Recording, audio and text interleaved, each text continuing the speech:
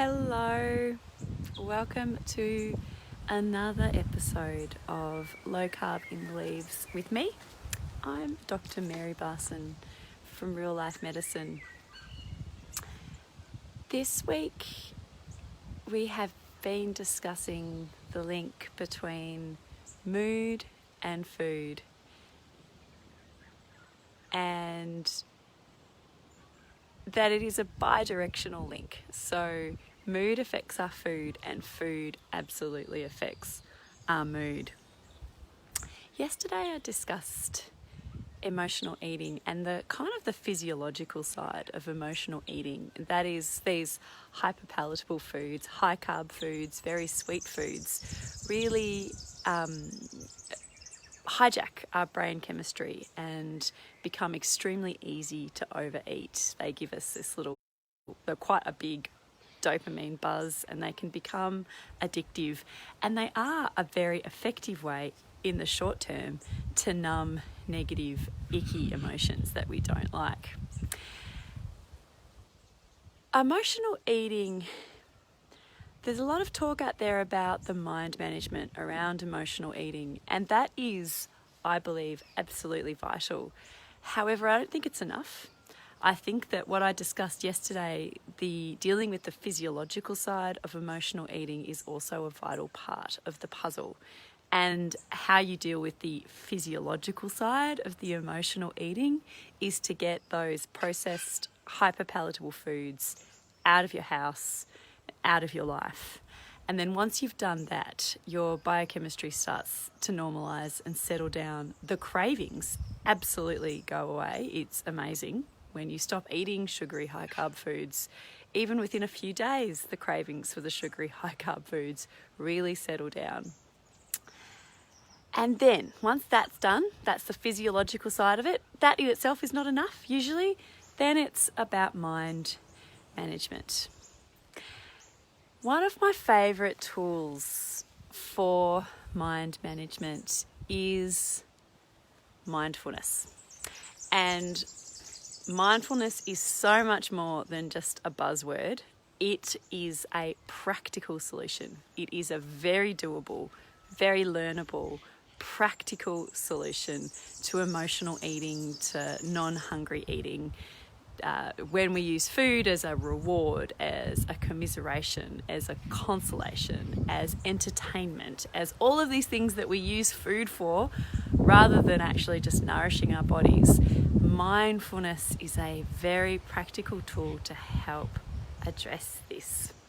And like any skill, it takes time to develop. It's unreasonable to sit down at your first attempt at, say, mindful eating and expect to be a ninja at it. It takes time to develop the skill. I'm still developing my mindfulness skills, and I have been mindfully and consistently working on it for years. However, having said that, it's not a hopeless case, because you do start to get some benefit straight away. So I thought I'd talk about how you might develop your mindful eating skills. The first step is to be mindful of your emotions, and this can be a bit of a challenge because mindfulness means drawing attention to your emotional state. The emotional state that you might just want to stuff down and numb and ignore with food. So it can be a bit of a challenge, certainly to begin with.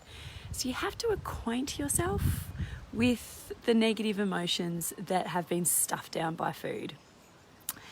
And let yourself believe and really tell yourself that it's okay to be sad, to be mad, to be scared, to be tired, to be pissed off, to be frustrated. All of these negative emotions are perfectly normal. They're just a normal and natural part of the human state. And mindfulness involves kind of welcoming these negative emotions, letting them be there, observing them with curiosity and kindness. And maybe exploring, what do they want from you? What are they telling you? Sometimes we might even need to sit with rather intense feelings of guilt or anger, and this can be really uncomfortable. However, if we make room for our negative emotions, kind of give them a bit of a hug, we can take the power out of them a little bit. Trying to push them away they tend to push back and they can get stronger.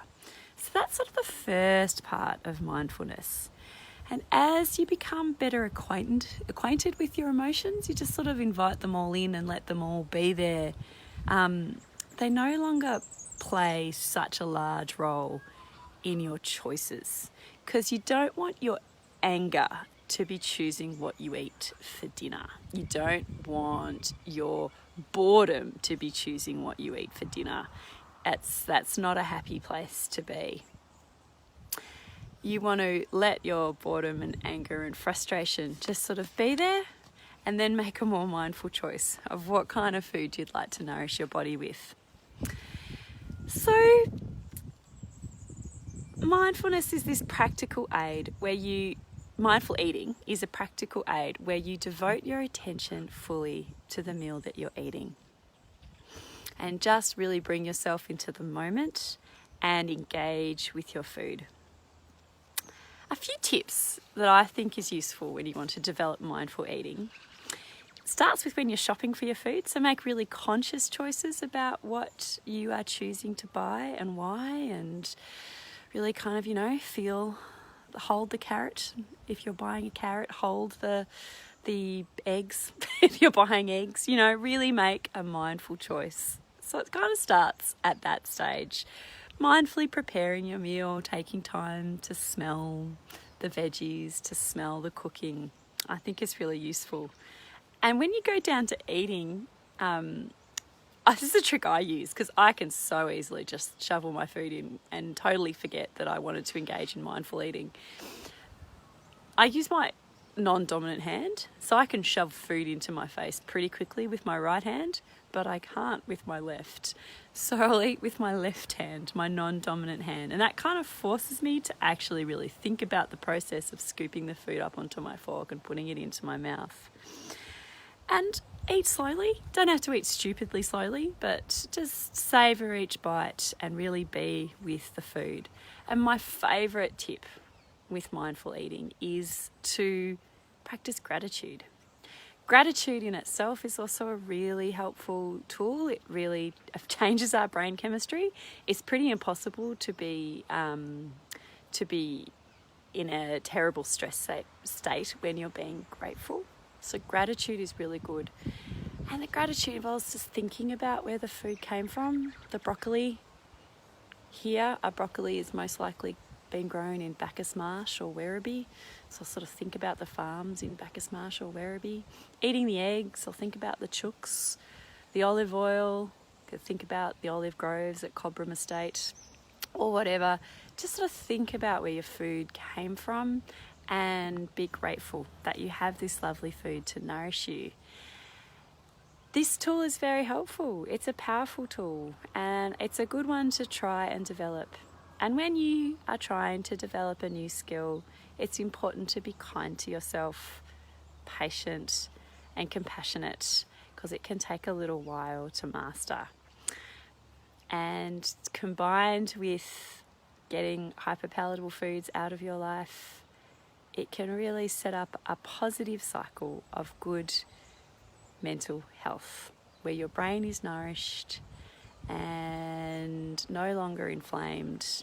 And rather than getting into a negative cycle of bad food, bad brain health, leading to worse food and worse brain health, you can get into a cycle of good food and good brain health that leads to better food and better brain health. Bye-bye now.